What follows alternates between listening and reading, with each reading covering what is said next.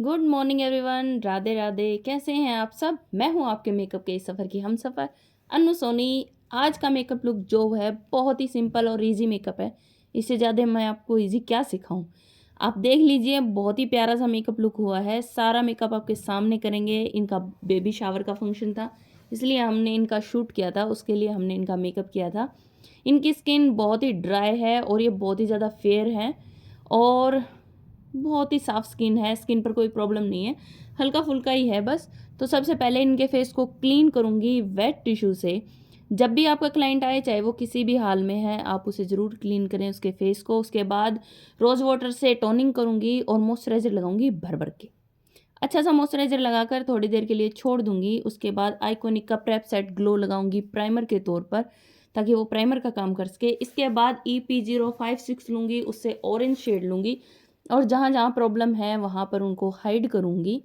ज़्यादा प्रॉब्लम तो थी नहीं, फिर भी मैंने थोड़ा बहुत जहाँ जहाँ थी वहाँ पर उनको हाइड किया। थोड़ी स्किन भी अनइवन थी जो आपको दिखाई दे रही है, उससे मैंने फ्यूज शेड से पूरे फेस को इवन करने की कोशिश की है। ब्रश से लगाया है प्रोडक्ट बहुत थोड़ा थोड़ा। अगर मैं कंसीलर को पैलेट पे लेकर लगाती तो शायद एप्लीकेशन हो जाती। एप्लीकेशन नहीं करनी थी, मुझे इसका कलर यूज़ करना था, इसीलिए मैंने इस तरह से अप्लाई किया। और आई लीड पर भी किया, क्योंकि थोड़ी डार्क मुझे आई लीड इनकी लग रही थी। इसके बाद मैं क्रायोन का पैलेट लूँगी, उसमें से FS29 यूज़ करूँगी जो फेयर स्किन के लिए है। उसे अच्छे से वार्म करूँगी और एप्लीकेशन ब्रश से अप्लाई करूँगी और ये पूरे फेस पर अच्छे से अप्लाई करूँगी। कहीं भी किसी जगह पर आप कंजूसी ना करें, पूरे फेस पर अच्छे से अप्लाई करें, कान पर, गर्दन पर, क्योंकि जो भी आपका फेस के सहारे जो भी दिखने वाला है वो अगर प्रोडक्ट लगेगा तो ज़्यादा अच्छा लगेगा, एक जैसा ही लगेगा। उसके बाद अप्लाई करने के बाद मैं वेट ब्यूटी ब्लेंडर लूँगी और उसे अच्छे से ब्लेंड करूँगी। ब्लेंडिंग में मैं ज़्यादा टाइम लेती हूँ एप्लीकेशन से भी ज़्यादा। जितनी एप्लीकेशन में टाइम लगता है उससे ज़्यादा टाइम लेती हूँ मैं ब्लेंडिंग करने के लिए, क्योंकि ब्लेंडिंग करना बहुत ज़रूरी है। इसके बाद TL11 लूँगी। ये है क्रायोन का ट्रांसलूसेंट पाउडर है और पहले आई एरिया को अच्छे से सेट करूँगी, क्योंकि सबसे पहले आई एरिया कर दें तो हमारा एक काम ख़त्म भी हो जाता है। इसके लिए मैं पिज़्ज़ा पफ लूँगी, क्योंकि पिज़्ज़ा पफ लेना ज़्यादा ज़रूरी है। आँख के आसपास आप ब्रश का यूज़ करेंगे तो कर सकते हैं, लेकिन प्रॉब्लम ये होती है कि आँख के अंदर प्रोडक्ट जाने का हो जाता है इशू। तो ऐसा काम करना ही क्यों, इसलिए आप ये पिज़्ज़ा पफ लें, उससे ही अप्लाई करें पाउडर को और अच्छे से आईज़ को और कॉर्नर को अच्छे से मतलब सेट करें पाउडर से। आईलिड पर भी लगाऊंगी, क्योंकि मुझे बहुत हैवी मेकअप नहीं करना था इसलिए।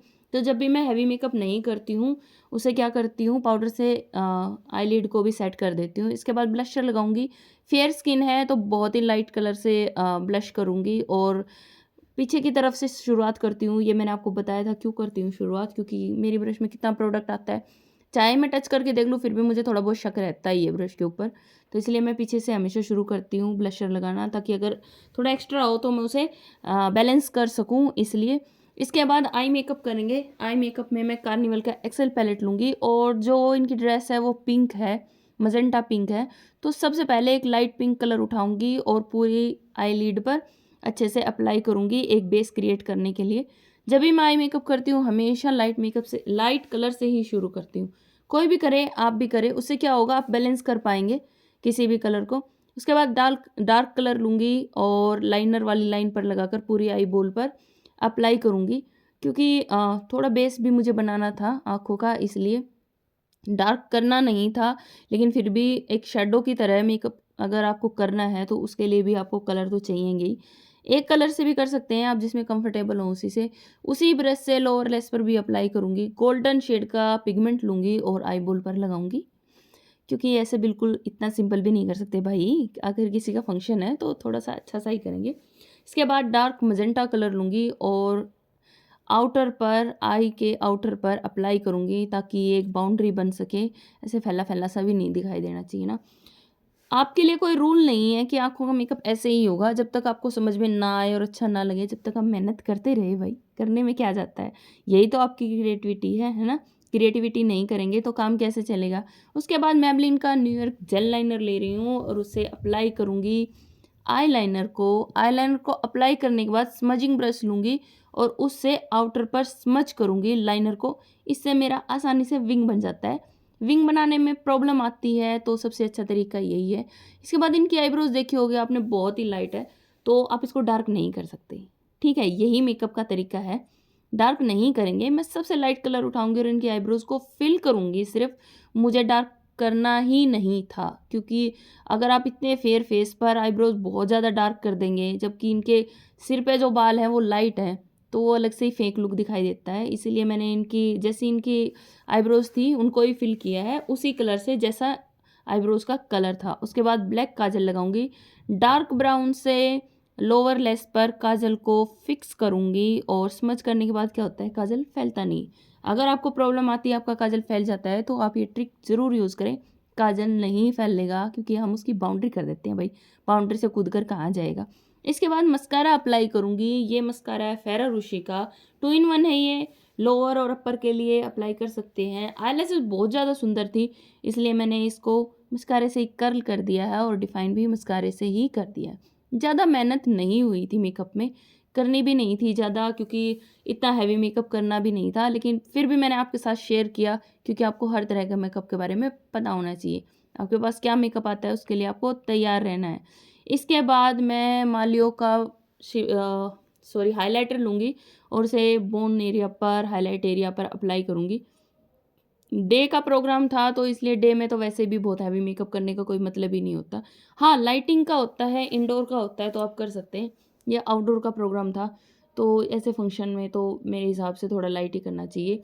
आईब्रो बोन के लिए सिल्वर हाइलाइटर लूँगी, इसके लिए हमेशा सिल्वर हाइलाइटर यूज़ करेंगे, ये बात आप ध्यान रखें। इसमें आप प्लीज़ गोल्डन मत कर देना।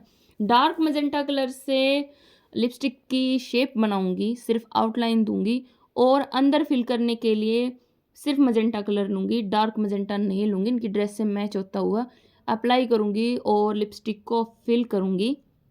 आपकी लिपस्टिक होने के बाद ही आप लुक को बता सकते हैं कि लुक कैसा है। इसके बाद प्रेप सेट ग्लो से फाइनल टच दूँगी, और ये इनको ठंड लगी, ठंड थी भी भाई, हमने तो कोट डाल रखा था, कोई बात नहीं, चलो फंक्शन है इनका।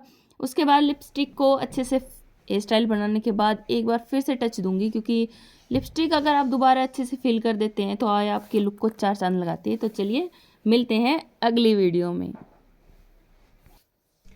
ये है मेकअप का फाइनल लुक। आपको ये मेकअप कैसा लगा ये आप कैसे बताएंगे, ये बताएंगे आप मुझे कमेंट में। तो चलिए मिलते हैं अगली वीडियो में, तब तक आप अपना और अपने परिवार का ध्यान रखें।